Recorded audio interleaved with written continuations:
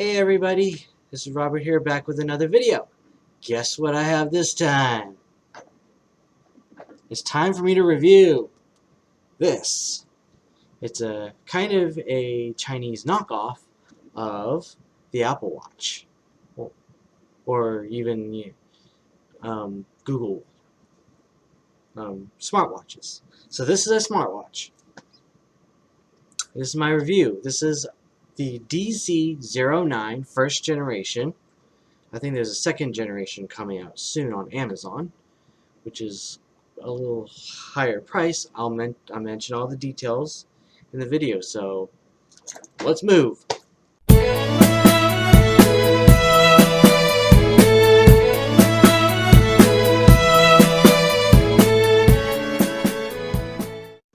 Okay.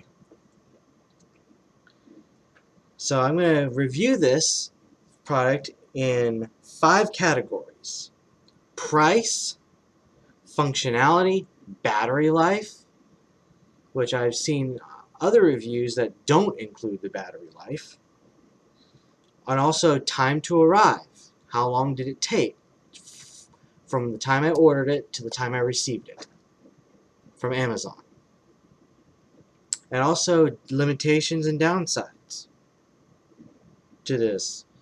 So let's start with the price. Now the price that I bought this for about $10.97, or about $11, and I was able to get it shipped here without any shipping fee or anything. So your mileage may vary in terms of shipping. So for the price, I have I kind of gave a range from $11 to $15. So it's very cheap compared to the Apple Watch. However, is it worth it? Is it worth it? So on to functionality. Alright, so this thing has a few different watch faces, as you can see, and you can just swipe. It has a touchscreen, by the way, capacitive touchscreen. It swipes and it'll tell you the battery life, the date, and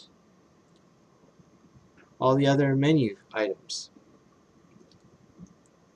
It comes with a pedometer to track your steps, and it has a SIM card slot. Let me take it off and show you. Now to open this thing, here's the back of it. Now to open this thing, as you can see, there's a notch. Just pull it apart right here. And you're gonna have to get the flaps off. So what you're greeted with is a 380 milliamp hour battery. So you would just take the battery out like this. Whoops. Right there. So this is a 380 milliamp hour battery. So here is a micro SD card slot, which I have a 4 gigabyte micro SD card, and a SIM card slot. And to charge it, you would need a micro USB cable. And no, it doesn't have the fancy Type-C stuff, nor does it need a fancy Type-C stuff. So to put it back, you have to line it up with that.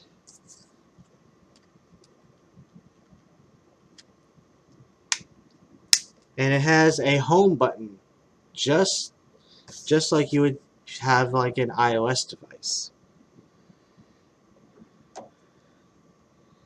Now it can. I haven't found a SIM card. I couldn't get the SIM card out of my phone. So, and of course my phone's pretty cheap as well. So I couldn't really test the SIM card. However, it also has a camera and a sound recorder, which I gotta say the sound recorder is pretty good. Let's turn this thing on. Or back on.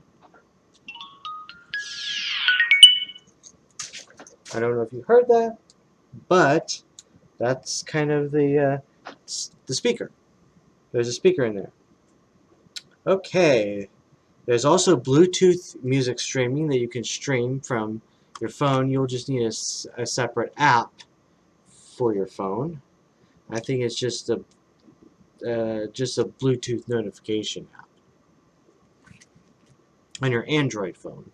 I don't think it works as too well with iOS, but there's that SD card slot where you can actually play some of your music that's on the card. And of course, it has Facebook, Twitter, WhatsApp. All three of those requires a 2.5G to 3G SIM card. And charge time is between 1 and 2 hours. And of course, calling and messaging, you can do that via Bluetooth without a SIM card. I haven't tested that out yet either, since my phone was having a hard time with battery life and receiving messages and all that. I don't know. It's a cheap one. Okay, next topic is battery life. This has got some semi-impressive battery life. Now, when Bluetooth is not on, when you turn Bluetooth off, you'll get about 3 to 4 days per charge without Bluetooth, and about 2 days with 2 to 3 days with Bluetooth. So it's relatively easy, and it's got pretty decent battery life. Okay, so the time to arrive. How long did it take for it to arrive? For me, it took about 2 to 3 weeks. So about 2 or 3 weeks to arrive after I ordered it from Amazon. So quite a bit of time. Although they would probably say it's like over a month before it arrives, but it's actually a pretty decent time. So your mileage may vary. This particular one I came from Hong Kong, which, yes, it's from China, technically part of China, but it was once a British colony. Of course, Hong Kong is a huge city with uber expensive rent. So, next thing I want to talk about is limitations. Okay, limitations and downsides. Well, the camera on this thing is really crap, I have to say. Let me get the camera on. Of course, it's very hard to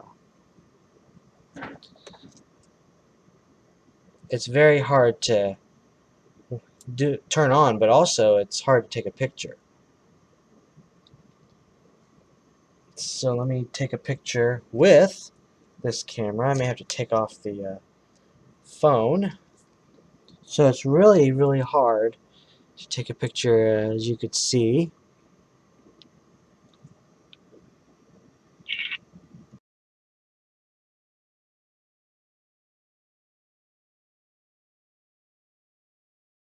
Of course, it's really hard to see what you're taking.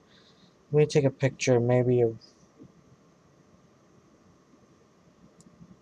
my lunchbox, and I will actually put a picture of it when I edit the video.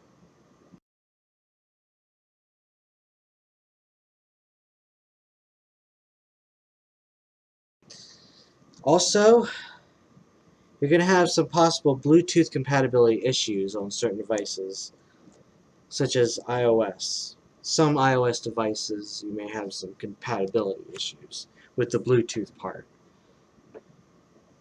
It's possible to connect it via Bluetooth, but it doesn't really function too well. All in all, what do I think of this? It's a great watch, for especially for people who are on a very fixed income and doesn't need all the fancy stuff that the Apple Watch has. So it's perfect for like teenagers. You know, this is a perfect gift for teenagers. And if make sure you look at the reviews and see if everybody got it all correctly. So it's good for teens. It's decent and also good for those on a low budget. Now, another thing I've noticed with the DZ09 compared that to the U80, other than, of course, battery life sucks on the U80 and possibly the U8, but the U80 does not remember the time after the battery dies and you charge it. But this DZ09 does remember the current time even after the battery dies. So is it worth it? Back to the question I had in the beginning. Is it worth it? For the most part, yes, it is worth it. Especially if you want to give a gift to a teenager or even for a young adult, you know, going to college. So this is it for the video, and tell me your thoughts below in the comments, and click that subscribe button and click the bell icon next to it. After you click subscribe, click that bell icon to enable notifications that are both email and I believe text notifications. Well, just do the email notifications. They'll notify you on every time I post a video. Well, have a great day and talk to you in my next video. Bye!